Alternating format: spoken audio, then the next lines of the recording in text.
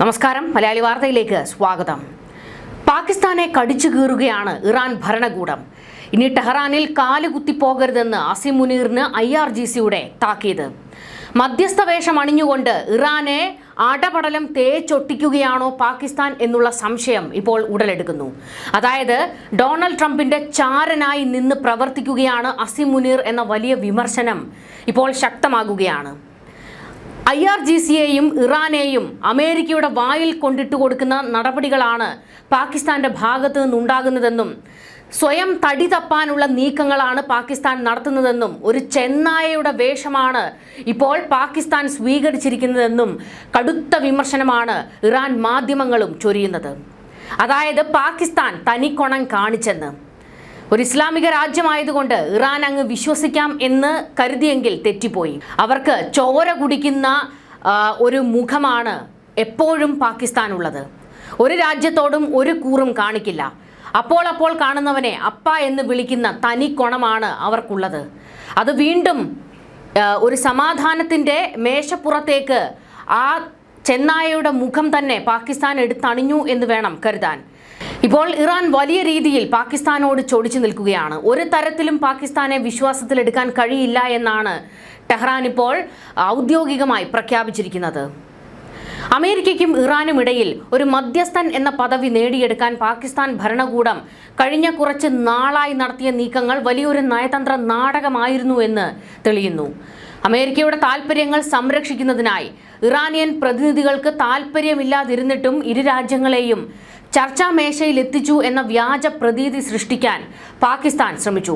Civilian ഭരണകൂടവും സൈന്യവും കൈകോർത്ത ഈ ഹൈബ്രിഡ് സർക്കാർ അന്താരാഷ്ട്ര സമൂഹത്തിന് മുന്നിൽ പ്രസക്തി നേടാൻ തെറ്റായ വാർത്തകൾ പടച്ചുവിടുകയായിരുന്നു എന്ന ആരോപണം ഉയരുന്നു. ഇതുമാത്രമല്ല, ഇതിനോടകം നിരവധി തവണ ഇറാനിൽ അസിം മുനീർ എത്തിയിരുന്നു. ചില രഹസ്യ വിവരങ്ങൾ ചൂണ്ടി അമേരിക്കയ്ക്ക് കൈമാറിയിട്ടുണ്ടോ എന്നുള്ള സംശയവും ഇപ്പോൾ ഉടലെടുത്തിരിക്കുകയാണ്. ഇറാൻ പ്രതിനിധികൾ അമേരിക്കൻ ഉദ്യോഗസ്ഥരെ കാണാൻ വിസമ്മതിച്ചിട്ടും പാകിസ്ഥാൻ സൈന്യത്തിന്റെ മീഡിയ വിഭാഗമായ ISPR ചർച്ചകൾ പുരോഗമിക്കുന്നു എന്ന തരത്തിൽ തെറ്റായ അലേർട്ടുകൾ നൽകി. ഒരു പ്രമുഖ അന്താരാഷ്ട്ര വാർത്താ ഏജൻസി പോലും പാകിസ്ഥാന്റെ ഈ ചതിക്കുഴിയിൽ വീണുപോയി എന്നത് ഇതിന്റെ ഗൗരവം വർദ്ധിപ്പിക്കുന്നു. സൈനിക മേധാവി ജനറൽ അസിം മുനീറിന്റെ നേരിട്ടുള്ള മേൽനോട്ടത്തിൽ യാതൊരു പുരോഗതിയുമില്ലാത്ത ഒരു വിഷയത്തിൽ വ്യാജമായ പ്രതീക്ഷകൾ ലോകത്തിന് നൽകാനാണ് പാകിസ്ഥാൻ ശ്രമിച്ചത്. അതായത് സ്വയം ഇമേജ് ബിൽഡ് ചെയ്തുകൊണ്ടിരിക്കുകയാണ് പാകിസ്ഥാൻ ചെയ്യുന്നത്. അമേരിക്കയെയും ഇറാനെയും ഇസ്ലാമാബാദിൽ എത്തിച്ചു എന്നുള്ളതും സമാധാന ചർച്ചകൾക്ക് ചുക്കാൻ പിടിക്കുന്നത് തങ്ങളാണ് എന്നുള്ള ഒരു വലിയ ബിൽഡപ്പും ഇതിനോടകം തന്നെ കെട്ടിപ്പൊക്കിക്കൊണ്ട് നടക്കുകയാണ് പാകിസ്ഥാൻ. ഞങ്ങളുടെ നേതൃത്വത്തിൽ നടക്കുന്ന ചർച്ച അത് പൂർണ്ണ വിജയമാണ് എന്ന് തെളിയിക്കാൻ തെറ്റായ വാർത്തകൾ പടച്ചുവിട്ടുകൊണ്ടിരിക്കുകയാണ് ഇപ്പോൾ പാകിസ്ഥാൻ. അതിനെതിരെ അതിരൂക്ഷ വിമർശനങ്ങളാണ് ഇറാനിൽ നിന്ന് വരുന്നത്. ഇത് കൂടാതെ IRGCയുമായി ബന്ധപ്പെട്ട ചില രഹസ്യ വിവരങ്ങൾ പാകിസ്ഥാൻ അമേരിക്കയ്ക്ക് ചോർത്തിക്കൊടുത്തോ എന്നുള്ളതും ഒരു സംശയമായി ഉയരുകയാണ്. യഥാർത്ഥത്തിൽ ഇസ്ലാമാബാദിൽ നടന്ന ആദ്യ റൗണ്ട് ചർച്ചകൾക്ക് അമേരിക്കൻ പ്രസിഡന്റ് ഡൊണാൾഡ് ട്രംപ് നേരിട്ട് നേതൃത്വം നൽകിയിട്ടും അവ പൂർണ്ണ പരാജയമായിരുന്നു. ഇറാൻ തങ്ങളുടെ നിലപാടുകളിൽ ഉറച്ചു നിന്നതോടെ രണ്ടാം റൗണ്ട് ചർച്ചകൾ അനിശ്ചിതത്വത്തിലായി. എന്നിട്ടും നയതന്ത്ര ലോകത്ത് തങ്ങൾക്ക് പ്രാധാന്യമുണ്ടെന്ന് കാണിക്കാൻ പാകിസ്ഥാൻ സൈന്യം വ്യാജ പ്രചാരണങ്ങൾ തുടർന്നുകൊണ്ടേയിരുന്നു. ഏപ്രിൽ 24-ന് ISPR പുറത്തുവിട്ട ഒരു സന്ദേശമാണ് ഈ വ്യാജ വാർത്താ പരമ്പരയ്ക്ക് തുടക്കമിട്ടത്. ഇറാൻ വിദേശകാര്യമന്ത്രി അബ്ബാസ് അരാഗ്ചി ഇസ്ലാമാബാദിൽ എത്തുമെന്നും ഉടൻ തന്നെ അമേരിക്കയുമായുള്ള രണ്ടാം റൗണ്ട് സമാധാന ചർച്ചകൾ ആരംഭിക്കുമെന്നും പാകിസ്ഥാൻ അവകാശപ്പെട്ടു.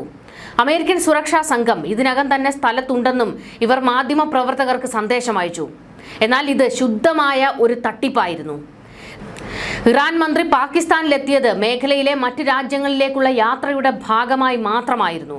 അല്ലാതെ അമേരിക്കയുമായി ചർച്ച നടത്താനായിരുന്നില്ല എന്നുള്ള റിപ്പോർട്ടുകൾ പുറത്തുവരുന്നു. ഇറാൻ വിദേശകാര്യ വക്താവ് ഇസ്മായിൽ ബഖായി പാകിസ്ഥാന്റെ ഈ വാദങ്ങളെ പരസ്യമായി തള്ളിക്കളഞ്ഞു.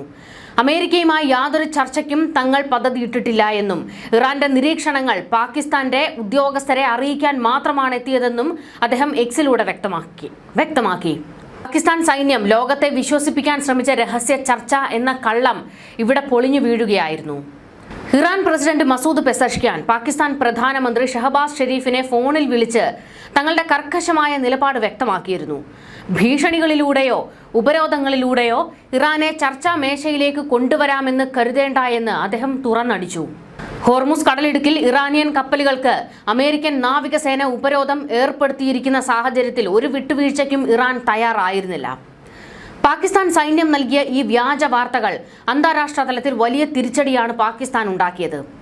ഇറാൻ വിദേശകാര്യമന്ത്രി പാകിസ്ഥാൻ ഉദ്യോഗസ്ഥരുമായി വെറും 2 മണിക്കൂർ മാത്രമാണ് കൂടിക്കാഴ്ച നടത്തിയത്. അമേരിക്കൻ പ്രതിനിധികളായ സ്റ്റീവ് വിറ്റ്കോഫും ജാരഡ് കുഷ്നറും എത്തുന്നതിന് മുൻപേ അബ്ബാസ് അരാഗ്ചി പാകിസ്ഥാൻ വിട്ടു പോകുകയും ചെയ്തിരുന്നു. എന്നിട്ടും ചർച്ചകൾ നടക്കാൻ പോകുന്നു എന്ന രീതിയിൽ പാകിസ്ഥാൻ വാർത്തകൾ പടച്ചുവിട്ടത് ടെഹ്റാനെ ചൊടിപ്പിച്ചിരിക്കുന്നു. അതായത് ഒരു ചെന്നായയുടെ വേഷം അണിഞ്ഞുകൊണ്ട് ഇരട്ടത്താപ്പ് കാണിക്കുകയാണ് പാകിസ്ഥാൻ എന്നുള്ള വലിയ വിമർശനം ഇപ്പോൾ ഇറാൻ ഉയർത്തുന്നു. അന്തിമമായി ട്രംപ് തന്നെ ഈ യാത്ര റദ്ദാക്കി എന്നത് പാകിസ്ഥാന്റെ മുഖത്തേറ്റ വലിയ അടിയായി. ഗുണകരമല്ലാത്ത ഒരു ചർച്ചയ്ക്കായി 15 മണിക്കൂർ വിമാനയാത്ര നടത്താൻ തങ്ങൾക്ക് താല്പര്യമില്ലെന്ന് ട്രംപ് പരസ്യമായി പറഞ്ഞു. ഇതോടെ പാകിസ്ഥാൻ പടച്ചുവിട്ട നയതന്ത്ര മാന്ത്രികതയുടെ ചീട്ടുകൊട്ടാരം തകർന്നു വീണു.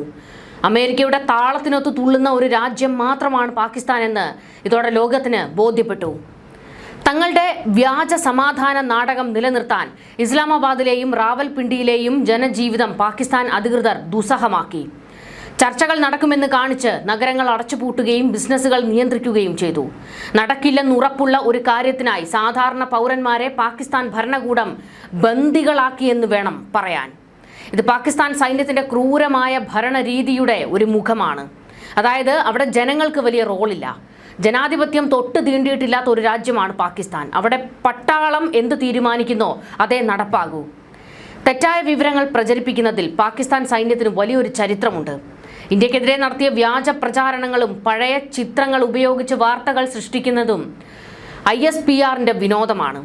എന്നാൽ ഇപ്പോൾ ഒരു അന്താരാഷ്ട്ര മധ്യസ്ഥൻ എന്ന നിലയിൽ നിൽക്കുമ്പോഴും അവർ ഇതേ തന്ത്രം പയറ്റിയത് ആഗോള തലത്തിൽ പാകിസ്ഥാന്റെ വിശ്വാസ്യത പൂർണ്ണമായും തകർത്തിരിക്കുകയാണ്. ഇസ്ലാമാബാദിൽ നടക്കുന്ന ചർച്ചകളെ ഒരു ഘട്ടത്തിലും ഇറാൻ പിന്തുണച്ചിരുന്നില്ല. ഇസ്രയേലും പറഞ്ഞിരുന്നു അവർ ചതിയൻ രാജ്യമാണ്, അവിടെ മധ്യസ്ഥ ചർച്ചകൾ വേണ്ട എന്നുള്ളത്. അതായത് ഒരു രാജ്യങ്ങളും പാകിസ്ഥാനെ വിശ്വസിക്കാൻ തയ്യാറല്ല എന്നുള്ളത് ഇതിൽ നിന്ന് തന്നെ വ്യക്തമാകുകയാണ്. ഇസ്രയേലിനും അതുപോലെ തന്നെ ഇറാനും താല്പര്യമുണ്ടായിരുന്നത് ഇന്ത്യ ഇതിൽ മുൻകൈ എടുക്കണം എന്നുള്ളതായിരുന്നു. അതായത് ചർച്ചകൾക്കും ഒരു സമാധാനത്തിൻ്റെ വക്താവായി ഇന്ത്യ നിൽക്കണം എന്നുള്ള ആവശ്യമായിരുന്നു ഇരു കൂട്ടർക്കും ഉണ്ടായിരുന്നത്. എന്തായാലും പാകിസ്ഥാൻ ഇപ്പോൾ അവരുടെ കുഴി സ്വയം തോണ്ടിയിരിക്കുകയാണ്. അന്താരാഷ്ട്ര സമൂഹത്തിന് മുൻപിൽ നാണം കെട്ട് നിൽക്കുകയാണ് പാകിസ്ഥാൻ. നിങ്ങൾ വാ തുറക്കുന്നത് എന്തെങ്കിലും സത്യം ഇന്ന് വരെ പറഞ്ഞിട്ടുണ്ടോ എന്നുള്ള ചോദ്യം ഇപ്പോൾ ഉയരുകയാണ്. പാകിസ്ഥാൻ ഒരു നെറികെട്ട രാജ്യമാണെന്ന് ഇറാൻ പോലും പച്ചയ്ക്ക് പറയുന്നു. ന്യൂസ് ഡെസ്ക് മലയാളി വാർത്ത.